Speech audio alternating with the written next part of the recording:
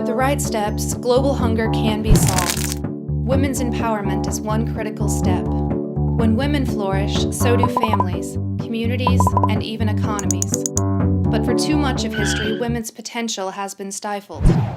It became clear as we were looking at the question of ending hunger, ending extreme poverty by 2030, that we're not going to get there unless we take on the issue of women's empowerment and gender equality. This is a big problem for hunger because we know from decades of research that when you put money in the hands of women, they spend more of it on their children. Women often use resources and power, or agency, to improve lives for their children. But the problem is that too many women don't have a means of agency. Many women aren't able to make decisions, even with their own families, and women in too many countries face discrimination, unfair treatment, and even gender-based violence.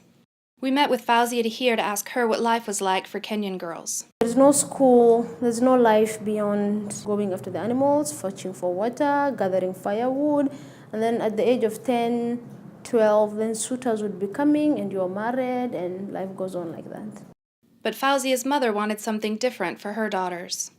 My mother was illiterate, but she wanted her children to go to school so badly. She would sneak the kids, the girls, out of the house, take them to school, stay in the school the whole day, and come back with them in the evening. The daughters went to universities, everybody has a degree, they're working. And my mom, one advice she always gives to the women back at home is to educate their girls. If she did not fight, then it would have been another story. This one decision to educate her daughters is already paying off. Fauzia is the founder of the Northern Organization for Social Empowerment and a Mandela Washington Fellow. Around the globe, other initiatives to educate girls are having similar effects. 43% of the reduction in child malnutrition from 1970 to 1995 is attributed to the increase in women and girls receiving an education. These programs, if continued, will put us all on the right course to eliminating poverty and hunger. We know that equality leads to higher GDP. Reducing gender inequality includes designing agricultural development programs toward women, because globally, women represent a significant portion of smallholder farmers and are a huge growth opportunity for food production. Currently, women shoulder the majority of unpaid labor, like childcare and household chores.